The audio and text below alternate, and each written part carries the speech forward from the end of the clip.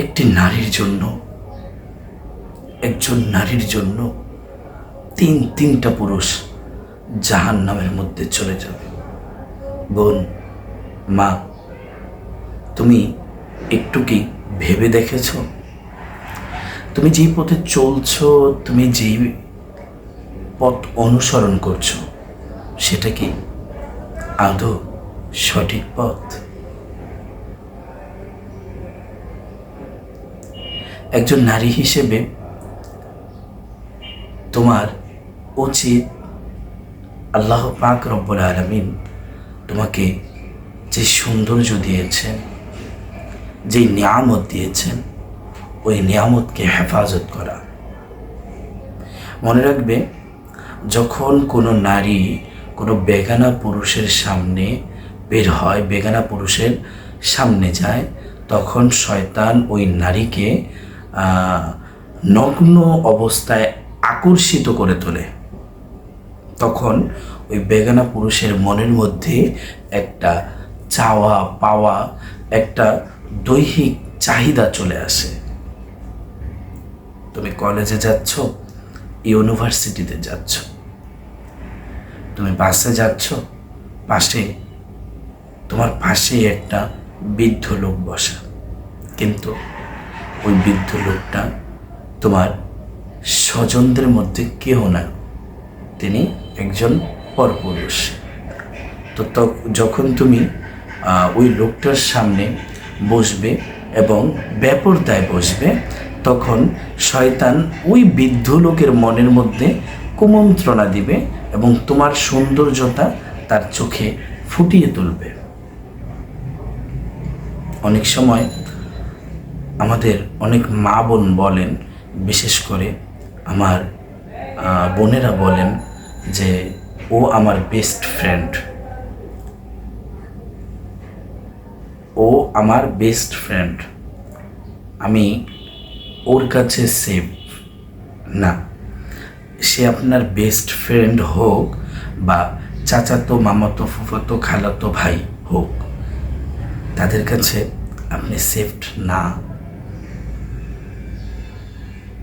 কেননা ওই পুরুষগুলোও কিন্তু আপনার গায়রে মাহরুম পুরুষ, যাদের সাথে আপনার বিবাহ জায়েজ আছে। তো যাদের সাথে মাহরম আর গায়রে মাহরম অর্থ কি? মাহরম অর্থ হারাম। মাহরম কাকে বলে? যে পুরুষদের সাথে অথবা পুরুষদের জন্য যে নারীদের সাথে বিবাহ করা হারাম, সেই নারী অথবা পুরুষদেরকে মাহরম বলে। এবং গায়রে মাহরম কাকে বলে? যে পুরুষদের সাথে আমাদের নারী অথবা পুরুষ, যে নারী গায়রে মাহরম নারী এবং গায়রে মাহরম পুরুষের সাথে বিবাহ জায়েজ আছে, তাদেরকে গায়রে মাহরম বলে। যে পুরুষ এবং নারীর সাথে বিবাহ জায়েজ আছে, তাকে গায়রে মাহরম বলে। তাহলে আপনার বন্ধুটার সাথে আপনার বিবাহ জায়েজ আছে, যার জন্য সে একজন গায়রে মাহরম পুরুষ, তার সাথে দেখা করা আপনার জন্য হারাম। আর আপনি যদি দেখা করেনও, এই শয়তান আপনাকে আপনার রূপটাকে তার মধ্যে মানে কুমন্ত্রণা দিয়ে আপনার সৌন্দর্য, আপনার নগ্ন কিছু শয়তান তার সামনে উপস্থাপন করবে, যার কারণে সে আপনার উপর আকৃষ্ট হতে পারে। যদিও সে আচরণে ভঙ্গিতে বোঝাবে যে সে আপনার উপর আকৃষ্ট না, তারপরও শয়তান তার মনে কুমন্ত্রণা দিতে পারে।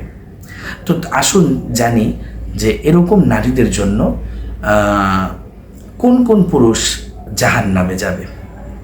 1 নাম্বার, একজন নারীর জন্য 3টা পুরুষ জাহান্নামে যাবে। সর্বপ্রথম পুরুষটি হলো ওই নারীর পিতা। ওই নারীর পিতা ওই নারীর জন্য জাহান্নামে যাবে যদি সেই নারী বেপরদায় চলাফেরা করে, অশ্লীলতার মধ্যে লিপ্ত থাকে। 2 নাম্বার, ওই নারীর বড় ভাই। ওই নারীর বড় ভাই জাহান্নামে যাবে যদি সে তার বোনকে পর্দায় না রাখতে পারে এবং বেপর্দায় তার বোন চলাফেরা করে। এবং শেষে যে পুরুষটা জাহান্নামে যাবে সেটা হলো একজন স্বামী তার স্ত্রীর জন্য জাহান্নামে যাবে, যদি সে তার স্ত্রীকে পর্দায় না রাখতে পারে, মানে সে তার স্ত্রীকে কন্ট্রোলে না রাখতে পারে, তার স্ত্রী বেপরদায় চলাফেরা করে, তাহলে স্বামীও তার জন্য জাহান্নামে যাবে। আল্লাহ পাক রব্বুল আলামিন আমাদের প্রত্যেক মা বোনদেরকে সঠিক বুঝে পর্দাশীল হওয়ার তৌফিক দান করুক, এবং আমরা যারা পুরুষ আছি, আমরা বড় ভাই, বাবা বা স্বামী আছি, আমরা আমাদের স্ত্রীদেরকে পর্দায় চলাফেরা করার জন্য আমরা অবশ্যই